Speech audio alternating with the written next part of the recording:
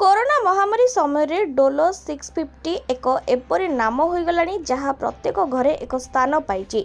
ज्वर हेउ कि शरीर जंत्रणा लोक माने किछि न भाबी एही बटिकार साहाय्य नेबा आरंभ करिसथि। केवल डोलो खाइबा यथेष्ट कि डोलो ज्वर कमाई थाए किंतु एहा वायरस को दूर करे नाही।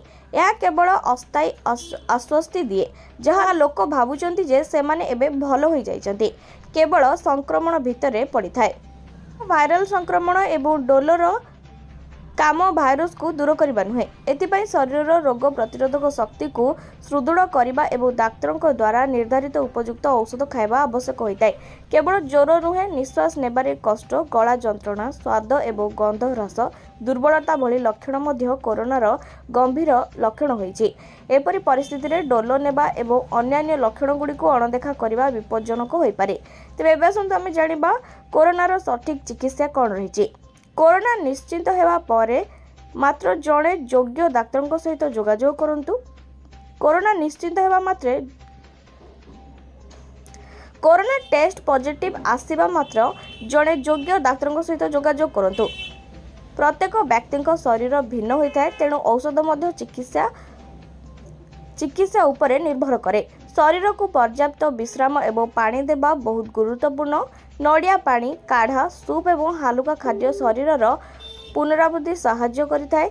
डाक्तर परामर्श अनुसार विटामिन सी, डी, जिंक इत्यादि सेवन करंतु। एगुड़िक शरीर रोग प्रतिरोधक शक्ति को सुदृढ़ करिबारे सहयोग करुचे। तेबे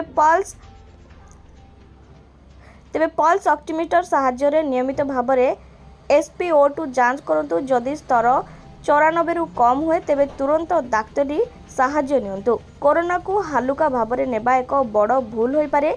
डोलो केवल एक प्राथमिक चिकित्सा औषध संपूर्ण आरोग्य करिबारे साहाय्य करि न थाए। ठीक समय सठिक चिकित्सा और डाक्तर परामर्श हेउची एही रोगरू आरोग्य होबार सठिक उपाय। आत्मनिर्भरशील हेबा ठीक अछि किंतु अज्ञातरे चिकित्सा करबा मध्य विपदपूर्ण होई पारे। तो वर्तमान समय रे भारत सह ओडिशा रे मध्य कोरोना स्थिति दिनकू दिन बढ़िबारे लागिछि। एबे खोर्धा जिल्ला रे 5 जन कोरोना आक्रांत चिन्हट होई सारचंती। तेबे जदि आपनक मध्य रे किछि एबोली लक्षण देखिबाको मिलुछि तेबे प्रथमे जाई आपण कोरोना टेस्ट करंतु। जदि टेस्ट पॉजिटिव आसे तेबे न डरी डाक्तरक परामर्श नियंतु। भीड़ स्थान को जांतु नहीं। घर बाहर को बाहर मास्क पिंधंतु, सैनिटाइजर व्यवहार करंतु। निजे सुरक्षित रुहंतु और निज परिवार को सुरक्षा रखंतु।